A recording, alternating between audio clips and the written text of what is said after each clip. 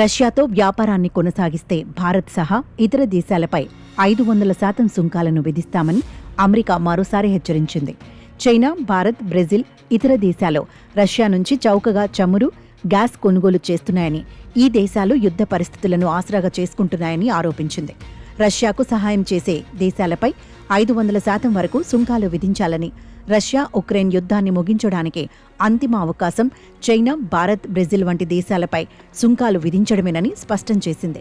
రాబోయే 50 రోజుల్లో శాంతి ఒప్పందం కుదరకపోతే రష్యాపై 100% సుంకాలను అమలు చేయాలనే అధ్యక్షుడు ట్రంప్ నిర్ణయాన్ని గౌరవిస్తున్నామని, వీటి లక్ష్యం పుతిన్ శాంతి ఒప్పందానికి వచ్చేలా చేయడమేనని అమెరికా సెనేటర్లు వెల్లడించారు.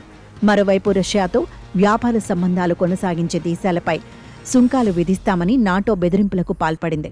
ఈ క్రమంలో మాస్కో వ్యాపార సంబంధాలు కొనసాగిస్తే 100% సుంకం విధిస్తామని భారత్తో సహా చైనా, బ్రెజిల్ దేశాలను హెచ్చరించింది.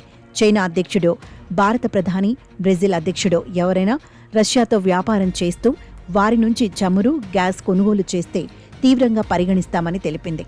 ఆయా దేశాలపై 100% సుంకం విధిస్తామని, రష్యా అధ్యక్షుడు పుతిన్ శాంతి చర్చలకు రాకపోతే పరిస్థితి తీవ్రంగా ఉంటుందని నాటో హెచ్చరించింది.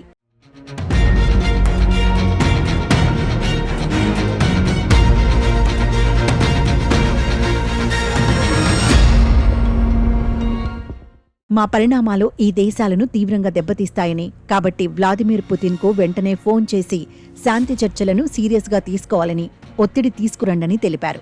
లేకుంటే 3 దేశాలకు భారీ ఎదురుదెబ్బలు తగులుతాయని హెచ్చరికలు చేశారు.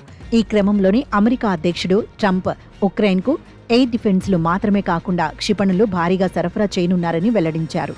ఇక రష్యాపై ట్రంప్ తీసుకుంటున్న చర్యలను యుఎస్ రిపబ్లికన్ సెనేటర్లు ప్రశంసించారు. కానీ 50 రోజుల వరకు సమయం ఇవ్వడం ఆందోళనకు గురి చేస్తుందన్నారు. ఈ సమయంలో పుతిన్ యుద్ధంలో గెలవడానికి ప్రయత్నిస్తారన్నారు.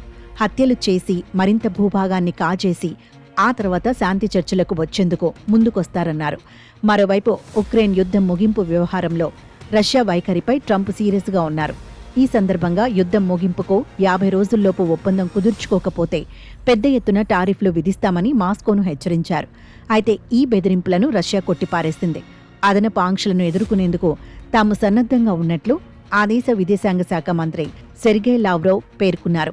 ఇప్పటికే తమపై అనేక ఆంక్షలు అమలులో ఉన్నాయని, వాటిని తాము సమర్థంగా ఎదుర్కొంటున్నామని గుర్తు చేశారు.